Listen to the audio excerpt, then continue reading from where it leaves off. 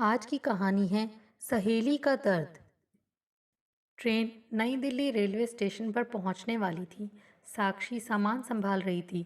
उसने अपने बालों में कंघी की और अपने पति सौरभ से बोली, आप भी अपने बाल सही कर लें। यह अपने कुर्ते पर क्या लगा लिया आपने? ज़रा भी ख्याल नहीं रखते खुद का। अरे यार, रात को डिनर किया था ना, लगता है कुछ गिर गया। तीखे तीखे नैन नक्श, सांवले रंग की साक्षी मध्य वर्गीय परिवार से संबंध रखती थी। पति सौरभ सरकारी विभाग में बाबू था। शादी को 15 साल होने जा रहे थे। दोनों का एक बेटा करीब 13 साल का था, लेकिन इस वक्त उनके साथ नहीं था। साक्षी जब पढ़ती थी तब कस्बे में एक ही सरकारी गर्ल्स कॉलेज था। उसमें ही मध्य वर्गीय और उच्च वर्ग के घरों की लड़कियां स्कूल से आगे की पढ़ाई पूरी करती थी। कस्बे के करोड़पति व्यापारी की बेटी कामिनी भी साक्षी की कक्षा में थी। वह चाहती तो यह थी कि शहर में जाकर किसी बड़े नामी कॉलेज में दाखिला ले, लेकिन उसे इस बात की इजाज़त नहीं मिली। साक्षी और कामिनी ने सरकारी कॉलेज में ही बीए किया। दोनों में इतनी गहरी मित्रता थी कि दोनों की सुबह शाम साथ ही गुजरती थी। साथ साथ पली बढ़ी हुई दोनों सहेलियां मित्रता की एक मिसाल थीं। बीए के बाद दोनों की शादी के रिश्ते आने लगे। कामिनी की शादी हो गई। शादी के बाद वह दिल्ली में अपनी ससुराल चली गई। इधर साक्षी के परिजनों के पास शादी में खर्च को ज़्यादा कुछ नहीं था। उसकी शादी में कुछ दिक्कतें आई। 1 साल बाद साक्षी की शादी भी कामिनी की ससुराल के कस्बे में ही हो गई। दोनों सहेलियां शादी के बाद बिछड़ गईं। साक्षी को इतना तो पता था कि कामिनी दिल्ली में है, लेकिन पता ठिकाना क्या है यह उसे नहीं पता था। वह अपने सरकारी बाबू पति सौरभ के साथ जीवन व्यतीत कर रही थी। छोटा सा कस्बा, ऊपर से पति एक मामूली बाबू। सुबह से शाम, शाम से रात हो जाती। सब कुछ नीरस सा लगता साक्षी को। वह सोचती, यह भी कोई जिंदगी है? कुछ भी नया नहीं। उसे रह रहकर कामिनी की याद आती। सोचती, कामिनी दिल्ली में है, कितने मज़े में रहती होगी। दोनों की शादी को कई बरस गुजर गए। कामिनी का अता पता नहीं था, क्योंकि उसके पिता ने अपना कारोबार कस्बे से समेटकर दिल्ली में शुरू कर लिया था। कस्बे से आना जाना छूटा तो कामिनी भी दिल्ली की ही होकर रह गई। शादी के 14 साल बाद शहर से एक दिन कामिनी के पिता किसी काम से कस्बे में आए तो साक्षी से भी मिले। वे साक्षी को भी अपनी बेटी की ही तरह मानते थे। साक्षी ने उनसे कामिनी का मोबाइल नंबर लिया। साक्षी ने कामिनी से बातें की। जब भी टाइम मिलता दोनों मोबाइल पर बातें करती। कामिनी ने साक्षी को दिल्ली आने का निमंत्रण दिया। साक्षी कई दिनों तक टालती रही। आखिर एक दिन उसने अपने पति सौरभ को दिल्ली ले चलने को राजी कर लिया। कामिनी के निमंत्रण पर ही साक्षी अपने पति के साथ दिल्ली जा रही थी। कामिनी ने कहा था कि वह उसे लेने रेलवे स्टेशन पर पहुंच जाएगी। साक्षी पहली बार दिल्ली जा रही थी। वह बहुत खुश थी। उसकी उम्मीदों को पंख लग रहे थे। दिल्ली, जिसका अभी तक नाम सुना था, उसे देखेगी। सबसे बड़ी बात, कामिनी से 15 साल बाद मिलेगी। बहुत सारी बातें करेगी। उसने सुना था कि खूब धन दौलत ठाट बाट है कामिनी के ससुराल में। उसका पति वैभव भी काफ़ी हैंडसम और तहजीब वाला इंसान है। नई दिल्ली रेलवे स्टेशन पर ट्रेन पहुंच चुकी थी। साक्षी जैसे ही गेट पर पहुंची, सामने कामिनी खड़ी नजर आई। दोनों की नज़रें जैसे ही मिलीं, होठों पर मुस्कान तैर आई। साक्षी को तो यूँ लगा जैसे जीवन में बहार आ गई हो। कामिनी को देख कलियों की तरह उसका रोम रोम खिल उठा। कामिनी तो वैसे के वैसे थी, बल्कि उसका रंग रूप और निखर गया था। जीन्स और टॉप पहनी थी। उम्र पर तो जैसे ब्रेक ही लगा लिया था उसने। वह आज भी कॉलेज बाला सी लग रही थी। दिल्ली की सड़कों पर कामिनी की कार दौड़ रही थी, जिसे वह खुद ड्राइव कर रही थी। बराबर में साक्षी बैठी थी और पीछे वाली सीट पर साक्षी का पति सौरभ। जीजू क्यों नहीं आए तेरे साथ? अकेली क्यों चली आई? साक्षी ने कामिनी के कंधे पर हाथ मारते हुए पूछा। अरे यार, यह दिल्ली है। यहाँ सब अपने अपने हिस्से की लाइफ जीते हैं। कामिनी ने आंखें तरेरते हुए जवाब दिया। क्या जीजू से बनती नहीं तेरी? साक्षी ने सवाल किया। अरे नहीं यार, ऐसी कोई बात नहीं है। दरअसल वैभव रात को देर से आते हैं। आने के बाद भी कंप्यूटर पर काम निपटाते हैं, तो सुबह जल्दी नहीं उठ पाते। कामिनी ने कहा। अच्छा, यह तो बड़ी दिक्कत है भाई। दिक्कत क्या है साक्षी? अब तो रूटीन लाइफ हो गई है, कामिनी ने कहा। दोनों की बातचीत में रेलवे स्टेशन और घर के बीच का रास्ता कब कट गया पता ही नहीं चला। कामिनी का घर घर नहीं एक महल था। कई लग्जरी गाड़ियां खड़ी थी। घर के बाहर गार्ड माली अपने काम में लगे थे। जैसे ही गाड़ी रुकी, गार्ड ने बड़ा सा दरवाज़ा खोला। कामिनी कार को सीधा कोठी के अंदर ले गई। कार जैसे ही रुकी, दो नौकर दौड़कर पास आए। यह सब देख साक्षी को कामिनी से एक पल के लिए ईर्ष्या हुई कि क्या ठाठ हैं यार इसके। गाड़ी का सामान निकालो और गेस्ट हाउस में ले जाओ, कामिनी ने नौकरों को आदेश दिया। आओ साक्षी, जीजू प्लीज़ आप भी आइए, कामिनी ने कहा। साक्षी और सौरभ देखते रह गए। उन्होंने इधर उधर नज़रें दौड़ाई। सब कुछ व्यवस्थित नज़र आया। सौरभ ने साक्षी को कोहनी मारी और इशारों में कहा कि देखा क्या ठाठ हैं। उन्हें लगा वे किसी फिल्म सेट पर आ गए हैं। अब तक इस तरह का बंगला, गाड़ियाँ फिल्मों में ही देखी थी इन्होंने। साक्षी और सौरभ ने बड़े नर्म गद्दे वाले डबल बेड पर कुछ देर आराम किया। फिर कस्बे में खुद के बेडरूम जितने चमचमाते बाथरूम में फुआरे के नीचे नहाए तो लगा जैसे तन मन खिल गया हो। खुशबू से मन प्रसन्न हो गया। कुछ देर बाद एक नौकर ने दरवाज़ा नॉक करके बताया कि मेम साहब ब्रेकफास्ट के लिए आपका इंतज़ार कर रही हैं। सुबह के 11 बज रहे थे। ब्रेकफास्ट टेबल पर कामिनी और वैभव बैठे थे कि साक्षी और सौरभ ने वहां प्रवेश किया। साक्षी ने एक नज़र टेबल पर डाली। अनेक तरह का नाश्ता लगा हुआ था। आओ साक्षी, जीजू, ये मेरे पति वैभव, कामिनी ने खड़े होते हुए परिचय करवाया। वैभव की नज़रें साक्षी की नज़रों से टकराई तो एक पल को साक्षी की सलोनी सी सूरत को देखता रह गया। कामिनी की खूबसूरती के आगे वैभव को साक्षी में बहुत कुछ नजर आ गया। सौरभ ने देखा साक्षी की नज़रें वैभव पर टिकी हुई हैं। सौरभ बेचैन हो उठा। उसने वैभव से हेलो करके हाथ मिलाया। और वैभव, ये साक्षी और सौरभ जीजू। कामिनी ने उन दोनों का परिचय भी करवाया। तुम्हारा क्या प्रोग्राम रहेगा कामिनी? वैभव ने नाश्ता करते हुए पूछा। भाई मेरा प्रोग्राम तो अब साक्षी और जीजू ही तय करेंगे। जब तक दिल्ली में है इनके साथ रहूँगी, कामिनी ने साक्षी के हाथ में अपना हाथ रखते हुए कहा। ओके, तुम इन्हें खूब घुमाओ फिराओ, मुझे तो अभी निकलना है। रात को घर आ गया तो ठीक है, वरना नाइट स्टे जहाँ भी रहूँगा कर लूँगा, वैभव ने कहा। प्लीज़ वैभव, एक दो दिन तो टाइम पर, कामिनी ने कहना चाहा। समझा करो भाई, मेरी खास डील इस वीक में ही होनी है तो थोड़ा बिजी रहूँगा, वैभव ने थोड़ा कड़क आवाज़ में कामिनी की बात काटते हुए कहा। ओके, कामिनी ने कहा। वह साक्षी से नज़रें नहीं मिला पाई। आंखें नम थी उसकी। साक्षी ने कुछ कुछ भांप लिया कि कामिनी और वैभव का रिश्ता ठीक नहीं है। वह बोली कुछ नहीं, बस नज़रें बचाकर वैभव को देख रही थी। वह भी लगातार बातों बातों में साक्षी को देखे जा रहा था। कामिनी ने साक्षी और सौरभ को दिन भर घुमाया। लाल किला, इंडिया गेट, राष्ट्रपति भवन, संसद भवन, लोधी गार्डन। सिर्फ घुमाया ही नहीं, दोनों को सुख सुविधा का भी ख्याल रखा। खाना पीना, खूब सारी बातें। शाम को सब घर लौटे। डिनर के बाद कामिनी ने साक्षी से कहा, आज की रात तो जीजू को छोड़ देगी ना अकेला? मेरे साथ सो जाओ, खूब बातें करेंगी। अरे यार, तू रोज़ मेरे साथ सोए तो आज क्या, हमेशा के लिए छोड़ दूं तेरे जीजू को? साक्षी ने मजाक में हंसते हुए कहा। नहीं यार कामिनी, इतना जुल्म नहीं करेगी जीजू पर।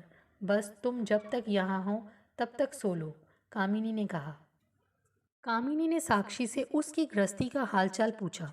पति के साथ कैसी गुजर रही है? क्या दिनचर्या रहती है? कोई दिक्कत तो नहीं? हमारा क्या है कामिनी, छोटी सी दुनिया है। मध्यवर्गीय लोग हैं। पति सुबह 8 बजे घर से ऑफिस जाते हैं, शाम को 6 बजे घर आ जाते हैं। कभी कभी लंच करने घर आ ही जाते हैं क्योंकि ऑफिस पास ही है। रात को 8 बजे डिनर कर 10 बजे तक सो जाते हैं। सुबह 6 बजे उठकर वॉक पर चले जाते हैं हम दोनों। बस इस तरह से टाइम पास हो रहा है, साक्षी ने संक्षेप में अपनी दिनचर्या बताई। कोई दिक्कत तो नहीं ना साक्षी? जीजू से ठीक पटती है ना? कामिनी ने पूछा। हाँ हाँ, कोई दिक्कत नहीं, मेरी पूरी इज्जत करते हैं, घर के काम में भी हाथ बटा देते हैं, सब ठीक चल रहा है। पर तेरे जैसे ठाट बाट तो नहीं हैं यार हमारे, साक्षी ने निश्वास छोड़ते हुए कहा। अच्छा है साक्षी, मेरे जैसे नहीं हैं। जो तेरे पास है वह मेरे से भी अच्छा है, कामिनी ने कहा। क्यों मजाक कर रही हो यार? कहाँ तुमने खुद को इतना मेंटेन करके रखा है कहाँ हम? तेरे पास तो बहुत कुछ है कामिनी, साक्षी ने कहा। तो कामिनी की आंखें डबडबा आईं, झरझर आंसू बह निकले। हतप्रभ रह गई साक्षी। क्या हुआ कामिनी, रो क्यों रही हो? उसने पूछा। कुछ नहीं साक्षी, बस यूं ही कस्बे वाली लाइफ याद आ गई। कामिनी ने रूंधे गले से कहा। सच बताओ क्या बात है कामिनी, तुम तो बहुत इमोशनल हो गई हो। साक्षी ने कामिनी के आंसू पोंछते हुए कहा। और फिर कामिनी बोलती चली गई। साक्षी, तुम यह जो ऐशो आराम देख रही हो ना, यह सब झूठ है। यह सब कहने को है, इसमें मानसिक शांति नहीं है। इसमें रहने के लिए कितना बनावटी जीवन जीना पड़ता है, यह तुम्हें नहीं मालूम। सिर्फ धन दौलत को ऐशो आराम नहीं कहते। यह सिर्फ ऊपरी चमक दमक है। इसमें न सुख है न चैन। पति रात को कब आते हैं यह मुझे नहीं पता होता। आ जाएं तो कब मेरे साथ सोते हैं यह भी पता नहीं होता। कई कई दिनों तक अच्छे से हमारी बात भी नहीं हो पाती। कहने को तो तुम कह सकती हो कि मैं मॉडर्न हूँ, जवान हूँ अभी भी, लेकिन किसके लिए? मेरी रातें तन्हाइयों में गुजरती हैं और दिन किटी पार्टियों में फ्रेंड्स के साथ बीतते हैं। मुझे यूँ लगता है कुछ भी नहीं है मेरा अपना। मैं अपनी मर्जी से जी नहीं सकती, खा नहीं सकती, कपड़े नहीं पहन सकती। साक्षी, मेरा मानना है कि औरत चाहे कितनी भी पढ़ी लिखी हो, किसी भी पद पर हो, बिजनेस करती हो, लेकिन जैसे ही वह घर में घुसती है वह पति के शिकंजे में होती है। औरत कम खा ले, कम पहन ले, शारीरिक रूप से विकलांग पति को भी शायद सहन कर ले, लेकिन जो पुरुष मानसिक रूप से विकलांग हो, जिसकी संकीर्ण सोच हो, उसके साथ कैसे जिए, यह सबसे बड़ी दिक्कत होती है। कामिनी बोले जा रही थी। साक्षी तो आश्चर्यचकित थी, पर कामिनी अपनी पीड़ा बताए जा रही थी। साक्षी, जिस पुरुष का अपना ही वजूद ना हो, उसकी औरत का क्या वजूद होगा, यह मुझसे ज़्यादा कोई नहीं जान सकता। वैभव 3 भाइयों में सबसे बड़े हैं, लेकिन कामकाज दोनों छोटे भाइयों के हाथ में है। वे जो फैसला करते हैं, जो आदेश देते हैं, वैभव करते हैं। उनके आदेश के आगे ना मेरा वजूद है ना मेरे बच्चों का। छोटे भाई जो काम कहें वे वैभव करते हैं, जहाँ भेजते हैं चले जाते हैं। वे अपने भाइयों को कुछ नहीं कह पाते। वे उनकी नज़रों में अच्छे बने रहने के लिए हमें झोंक देते हैं। घर में अगर 100 भी चाहिए हों तो भाइयों से मांगने पड़ते हैं, कामिनी ने कहा। पर कामिनी, संयुक्त परिवारों में तो ये सब। साक्षी की बात को बीच में ही काटते हुए कामिनी बोली। हाँ साक्षी, मुझे पता है, पर संयुक्त परिवार में कुछ लोगों की मनमानियों से किसी का वजूद ही खतरे में पड़ जाए तो? क्या एक पत्नी को अपने पति के साथ जीने का हक नहीं मिलता? क्या एक पत्नी की सिर्फ इसलिए बलि चढ़ा दी जाती है कि भाइयों को बुरा न लग जाए? उसे कुछ बोलने का हक नहीं? तुम जैसी भी हो अच्छी हो साक्षी। तुम्हें पता है तुम्हारे पति कितने बजे घर आएंगे? घर आने के बाद पता है एक साथ सोएंगे, बात करेंगे। और तुम्हें ये भी पता है कि कितने बजे ऑफिस जाएंगे। तुम्हें पता है पति की इनकम कितनी है, उतना तुम खर्च कर सकती हो। लेकिन मुझे कुछ नहीं पता। वैभव का न आने का टाइम है न जाने का। आज आएंगे भी या नहीं यह भी पता नहीं। कब खाना पीना सोना है कोई समय तय नहीं है साक्षी, कामिनी ने कहा। कामिनी ने साक्षी को अपनी लाइफ के हर पहलू की बातें बताई। चलो कामिनी, अब सो जाओ, रात का 1 बज रहा है, साक्षी ने कहा।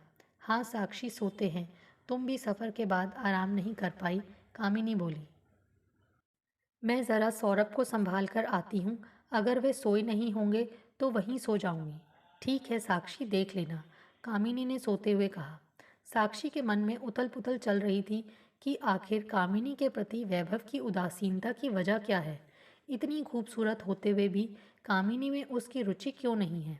आज सुबह नाश्ते की टेबल पर वैभव ने जिस तरह से देखा, उससे तो लगता है कि उसके दिल में कुछ है। वैभव की नज़रों में अजीब सा आकर्षण और निमंत्रण था। साक्षी सोचती हुई अपने पति सौरभ के कमरे में जा रही थी कि उसे एक कमरे में लाइट जलती दिखी। इस वक्त कौन है इस रूम में, उसने सोचा।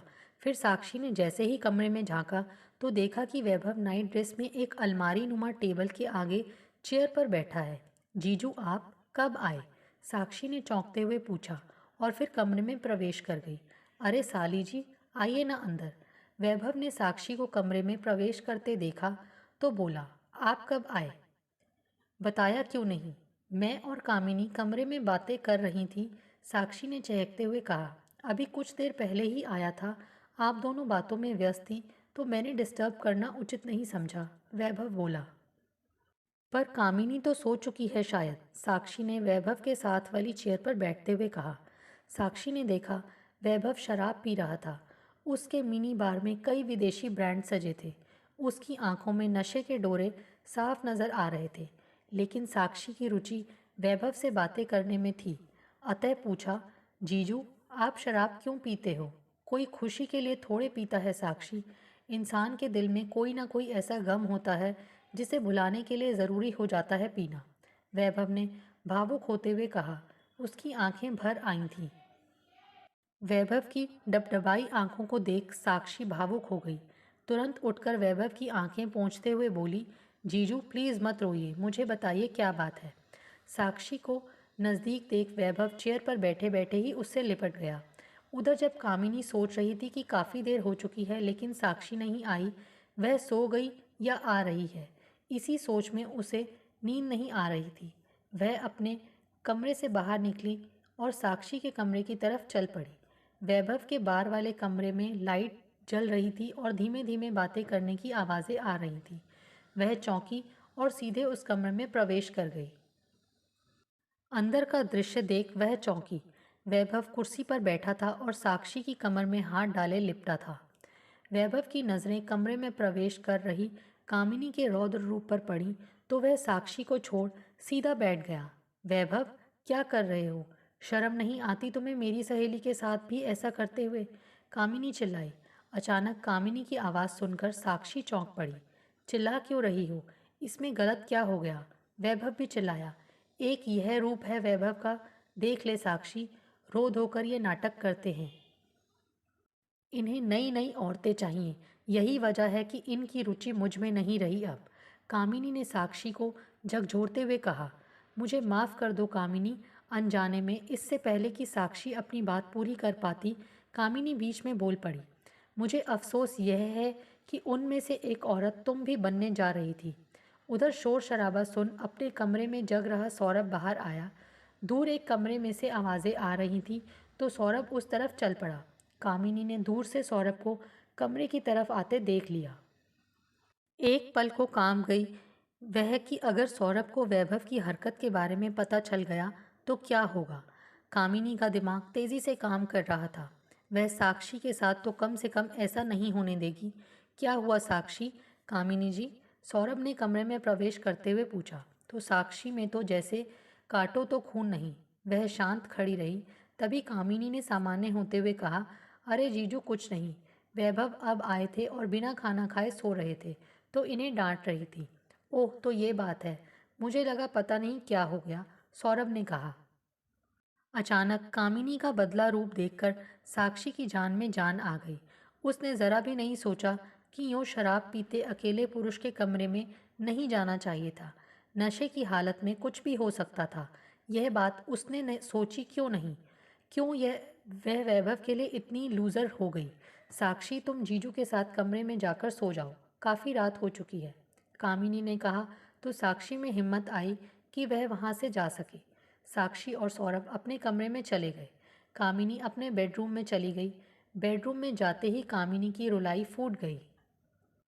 उसने अपना दर्द भुलाने के लिए साक्षी को कुछ दिन दिल्ली बुलाया था, लेकिन उसी के साथ क्या करने चला था वैभव।